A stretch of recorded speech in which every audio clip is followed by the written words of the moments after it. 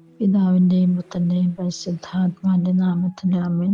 വിശുദ്ധ മാർക്കോസ് എഴുതിയ സുവിശേഷം 2-ാം അധ്യായം 23 മുതൽ 28 വരെയുള്ള തിരുവചനങ്ങൾ.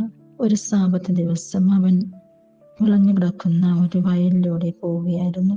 പോകുമ്പോൾ ശിഷ്യന്മാർ കതിരുകൾ പറിക്കാൻ തുടങ്ങി.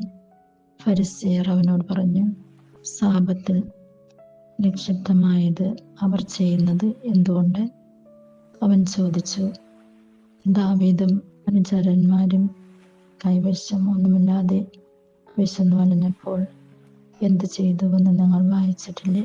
അബിയാഥാർ പ്രധാന പുരോഹിതനായിരിക്കെ ദാവീദ് ദേവാലയത്തിൽ പ്രവേശിച്ച് പുരോഹിതന്മാർക്കല്ലാതെ മറ്റാർക്കും ഭക്ഷിക്കാൻ അനുവാദമില്ലാത്ത കാഴ്ചയപ്പം ഭക്ഷിക്കുകയും കൂടെയുണ്ടായിരുന്നവർക്കും കൊടുക്കുകയും ചെയ്തില്ലേ?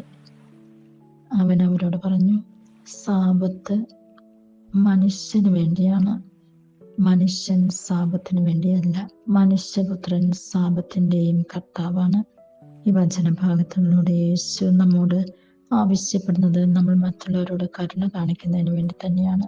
നിയമങ്ങൾ മനുഷ്യർക്ക് വേണ്ടിയുള്ളതാണ്, മനുഷ്യർ നിയമങ്ങൾക്ക് വേണ്ടിയുള്ളതല്ല. നമ്മൾ മറ്റുള്ളവരോട് കരുണ കാണിക്കാം, മറ്റുള്ളവരെ അംഗീകരിക്കാം. അങ്ങനെയാകുമ്പോൾ ദൈവം നമ്മൾ വസിക്കും.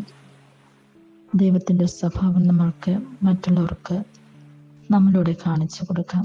അതിനായിട്ടുള്ള കൃപാവരങ്ങൾ പിതാവായ ദൈവം നമ്മൾക്ക് ഓരോരുത്തർക്കും നൽകട്ടെ എന്ന് പ്രാർത്ഥിക്കുന്നു.